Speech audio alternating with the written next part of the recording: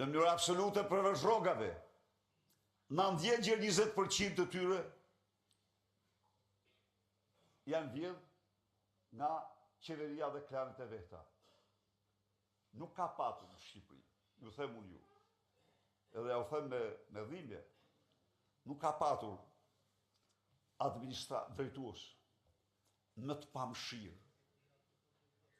Nuk ka patur drejtues gjakpirës si që janë këta të sotmit. A e keni pa ju? Sot, po shqitja unë një, se që është një Elira Kokona. Pronarja e të gjitha pronave të shqiptarve. Në emër të Edi Rams, e cila kudo që të verlapsin, u merë shqiptarve pronën. Një lojë si në 26. Po ja u merë pas një dokument. A mund të ecim ne në këtë mënyrë? Jo kur. Ndaj dhe ne jemi njerëz politikë. Jemi përballë me një diktaturë e kemi shembate në vitin 90. Më egra ishte. Tani kemi një të keqe të madhe përpara. Më e keqja e të gjitha tjerave. Kur s'ka patur Shqipëria një regjim kaq shkatrimtar si ky. Dhe thirrja është të përballemi me të. Ky zgjedhje nuk bën. Ne jemi për zgjedhje. Ky zgjedhje nuk bën. Sepse ky, për të marrë me çdo kusht mandatin e 4, burgosi vitin elektoral drejtues të opozitës. Për të marrë me çdo kusht mandatin e 4, për të kthyer votën në krim dhe krimin në votë, ky organizoi në kohën kur e ndalon ligji 4300 veprimtari aktivitete, vetëm e vetëm për të mashtruar shqiptarët në rrafshën elektoral. Ky, për të marrë me çdo kusht mandatin e 4, vetëm 2 ditë para zgjedhjeve, fali 2 miliardë euro gjoba dhe kamata, 210.000 familje, 84.000 biznese. Ky s'bën zgjedhje. Ky përdor të gjithë pasuritë tuaja, taksat tuaja, për të rëmbyer zgjedhje. Atëherë, ky ka vetëm një rrugë, ta largojmë dhe vetëm ta largojmë. Të përballemi me të, vetëm përballemi.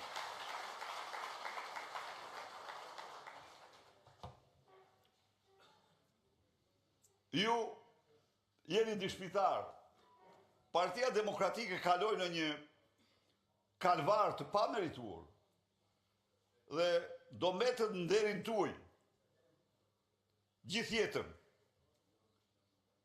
Vendimet që ju mort për të qëndruar opozitar të vërtet. Në një kohë kur u bën përpjekje të jashtëzakonshme për një opozit fasad. Jo.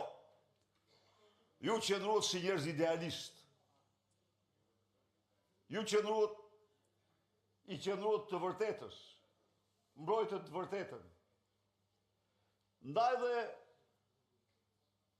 sot çdo njeri prej nesh është në një mision të ri. Dhe ky është misioni i jetës tonë. Ky është misioni më i rëndësishëm që secili prej nesh ka patur në jetën e tij. Të shpëtojmë Shqipërinë nga kjo e keqje e madhe.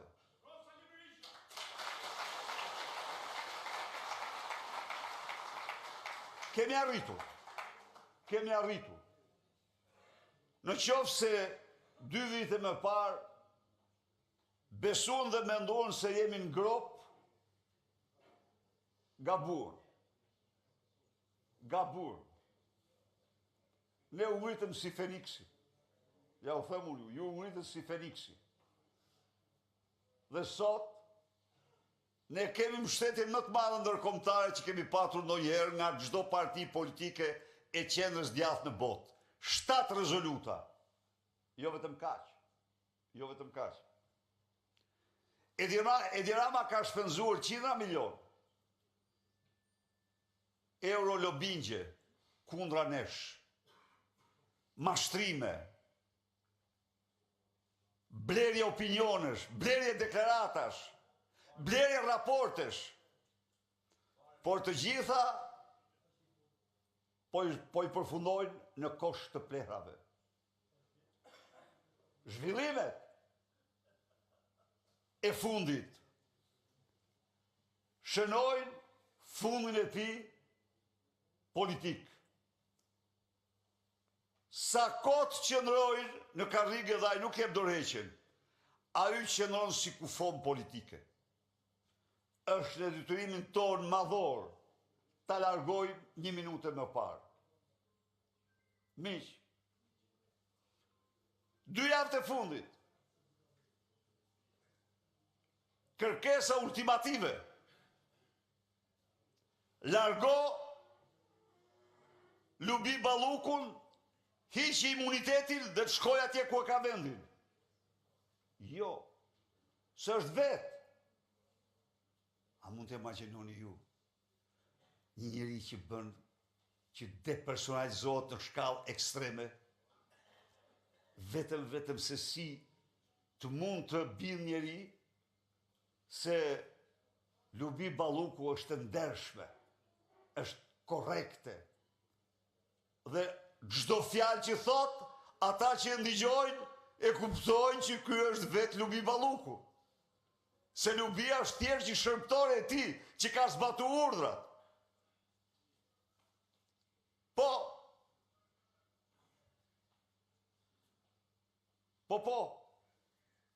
nuk shkoj dot në Myni. Nuk shkoj. Se mesazhi është një. Largo, mos pengo drejtësinë, largo Ballukun.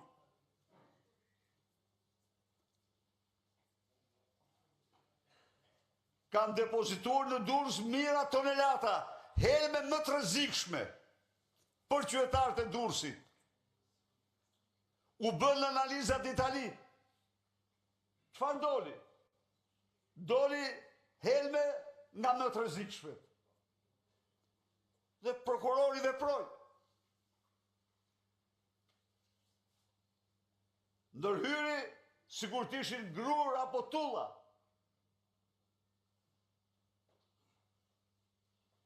I papërgjegjshëm. Pas një interes tjetër përveç pasurimit të tij.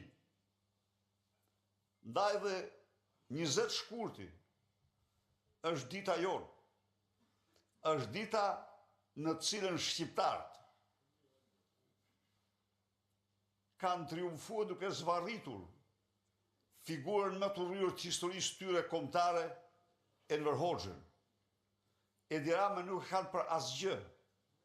Edi Rama nuk ka të ardhme. Fatin e tij do të psojë.